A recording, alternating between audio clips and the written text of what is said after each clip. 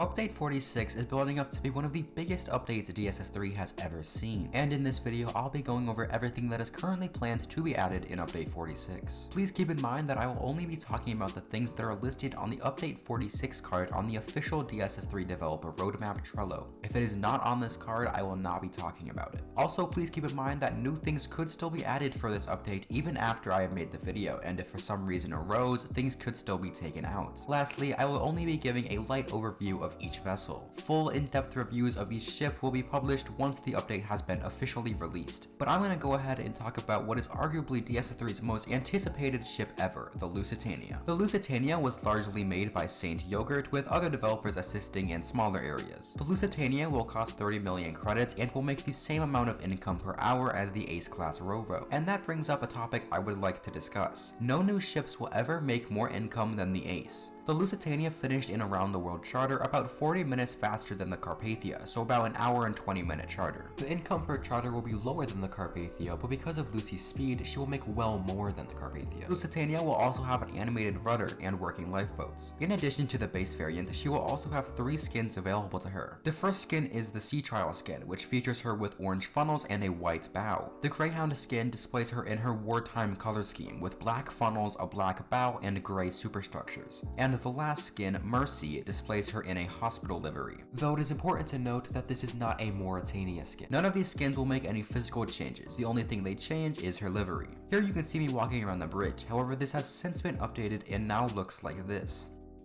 Besides the bridge, the Lusitania does also have another bit of interior, the first-class veranda cafe. This cafe has beautiful wood walls, floors, pillars, and furniture, and even features plants, which is something not seen on too many DSS3 models. And here in this photo you can see her size compared to some other ships. The Lusitania is an absolutely beautiful ship, and is one I know we are all so excited to have in the game. Next, I'm going to talk about the Type 23 frigate. The Type 23 frigate was made by Defenestration 226. Although we cannot tell for sure, it is likely that the ship will be a powerful mid-tier PvP ship, around the same level as the Oliver Hazard Perry. This ship has an extremely detailed model and is in my opinion one of the best warship models we will have access to. Here you can also see the interior, where again the detail level is just insane. The Type 23 frigate will also have 3 skins, though it is not known yet which one will be the base skin. Now there are far too many differences between these skins to explain them all in the video, and instead I will be talking about those in my full review once the update drops. So for now, just know that these skins are packed with differences. The Saarland-class Frigate will also be joining the Type 23 as a new frigate coming to the game in Update 46.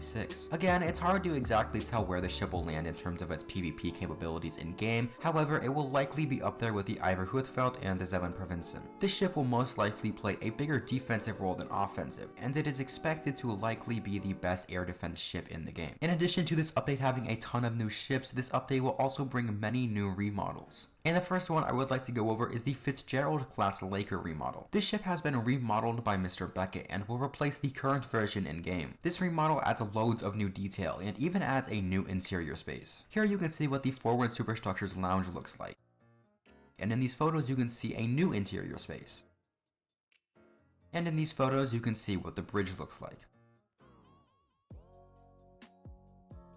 This ship does also have an Anderson skin, which makes some color changes as well as some physical changes. Because this is just a remodel, all stats will stay the same. Overall, this remodel is bringing a ton of quality improvements to the only lake freighter in the game. Next, I'm going to talk about the Mariner-class Ro-Ro. The Mariner will be the second Ro-Ro ship in the game, joining the Ace. However, instead of transporting cars, the Mariner's cargo is a bit more exciting. The Mariner transports Delta IV heavy rocket boosters, and these rocket boosters are transported inside of a massive cargo hold. I think it's safe to say that this is by far the coolest cargo type in DSS3. The Mariner will also have one skin, Rocket Ship. This skin just changes the livery.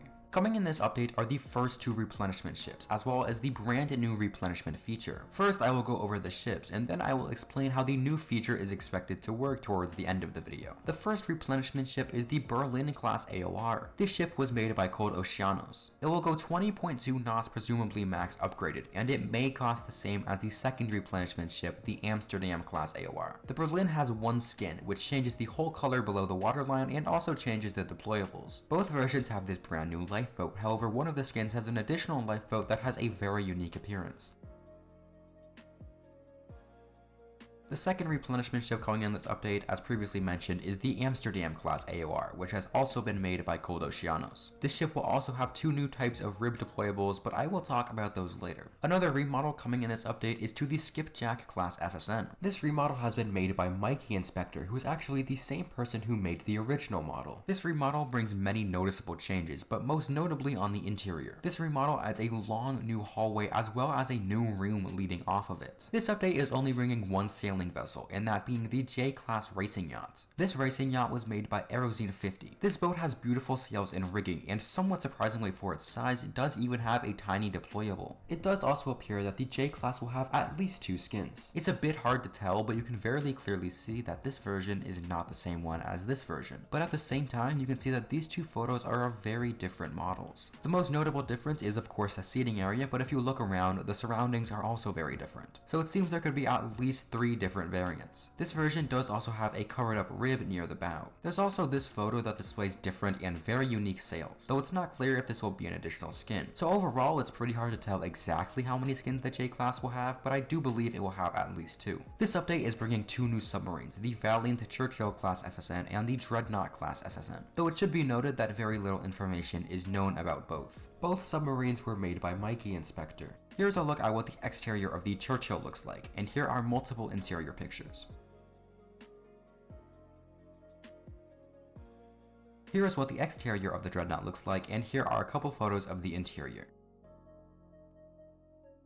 Again, it's hard to tell how these will perform in-game, so that will be something we will just have to see. The Sealiner 37 is actually a boat that was supposed to be added in the last update, but it was forgotten about. It was made by the Lake Ozark development team and can actually be used in Lake Ozark right now. The Sealiner has 4 skins that each change the appearance of the top of the boat in some way. This boat does have a near full interior and also has a working flybridge. This will be a very nice new pleasure craft to have in the game. Something great to see is that this update will be bringing a remodel to the Alabama-class container ship. This remodel was made by Awesome Gamer 36L45. This will be the second oldest ship to receive a remodel, with the Alabama being added all the way back in update 11. That was in September of 2017, and this remodel is absolutely stunning. The detail level on this remodel really is just crazy. And here you can see some pictures of the interior.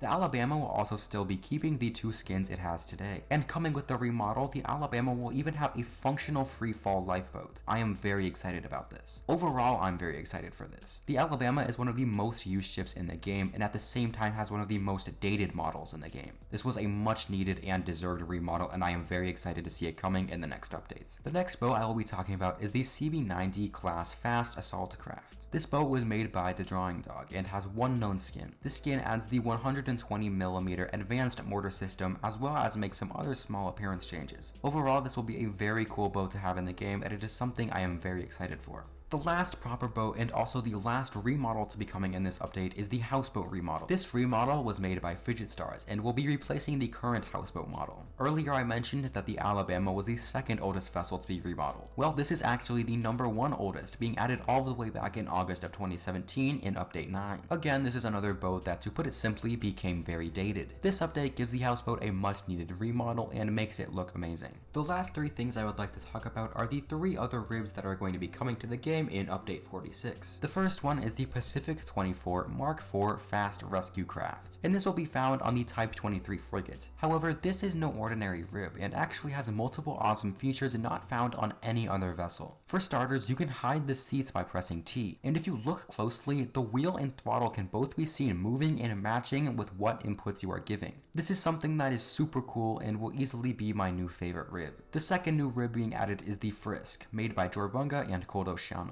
This will be found on the Amsterdam-class AOR and maybe the Saarland-class Frigate. And then the other RHIB that will also be found on the Amsterdam-class AOR is this one right here, also made by Cold Oceanos. With all of the new vessels out of the way, I'd now like to explain how the replenishment feature will work. Replenishment ships will be able to rearm and refuel other ships, but not repair them. They will have a limited stock of fuel and ammunition that they can restock at a shipyard. In order to replenish another ship, you must have PvP on, and you can only replenish other ships that also have PvP on. This is one of the biggest new features we've seen in a long time, and I am very interested to see how it will affect gameplay. Lastly, some tools will be receiving remodels on this update. The Life Raft, Drone, Torch, Flare, Rocket Flare, Medkit, and Spyglass will all be receiving remodels. In my opinion, these are all much needed remodels as they have all looked the exact same since they were added. I'm especially excited for the Life Raft remodel because you can now see that there's actually an enclosed space that you can go inside of. All of these tools were remodeled by Mr. Beckett. And with all of those things out of the way, that does conclude my Update 46 preview video. Again, please remember that everything in this video is subject to change. Things could still be added to this update, and if some reason arose, again, things could still be removed. Also, please keep in mind that there is no confirmed release date for this update yet. However, most of the things in this update have either been completed or are nearing completion. So I do believe that this update will be coming sooner rather than later. Thank you all so much for watching. If you did enjoy this video, a like and subscribe would be greatly appreciated. But until next time, I will see you all later.